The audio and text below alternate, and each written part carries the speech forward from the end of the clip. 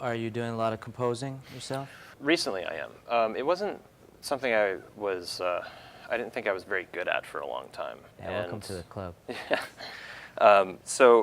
Pretty recently I've started to get into it.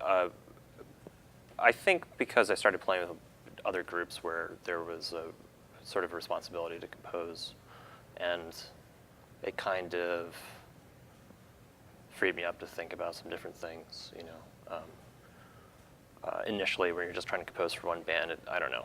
I guess I had ideas about how I should approach composition, and then, you know, years later, I kind of realized what I was doing wrong with it, you know. So when you're talking about the approach, are you talking about like actually how you compose, that somehow you had like a breakthrough? Yeah, a lot of what I would do, so it's kind of a weird thing, because on the one hand,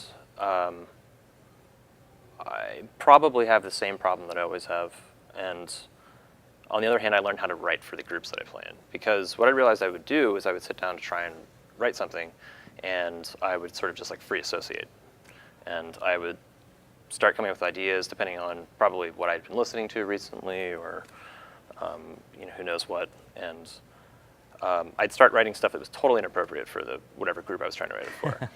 And I realized I started playing with these two guys, and we spent most of our time just improvising stuff. And for whatever reason, I just realized that it would be a better idea to kind of just like sort of like lay back and imagine how we would improvise something once we had sort of developed a sound, and sit there and think through what I think an improvisation would be for us, trying to improvise compositionally anyways. And so if I could do that and try and maximize sort of like the sweet spots where things really sort of coalesced, you know, and write this material here, this sounds like something we would do when we do this, and that sounds pretty cool, and here's this, and so they have these pieces, and here's what we get from here to here. That's natural because it's what we do anyway, and composition comes out, you know.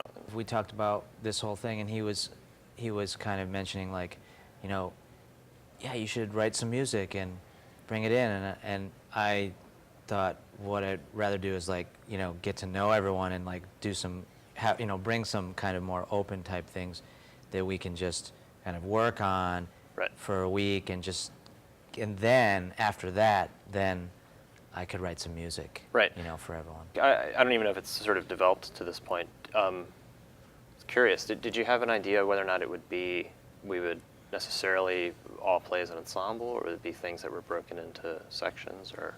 No, I haven't thought that way. I mean, I think there definitely will be some ensemble stuff. It would be great, you know. Yeah. But I haven't thought that way. Just being in the space now for the first time, I walked back there to see, you know, like if maybe some people could play there behind the seats. Yeah. And just looking at the space, I started just today thinking about like how we would set up, and maybe we could set up in some really non-traditional ways and have like a couple people over there and a couple people over there, and then later on maybe come together, or, you know, be around the room and try some, you know, some experimental things with just using the space. My name is Bryan Rogers. I play tenor saxophone. I play in a couple groups in the Philadelphia area. Mostly with a group called Shot by Shot, and Bobby Zankel's Warriors of the Wonderful Sound, Matt Davis's Aerial Photographs, and a couple other bands.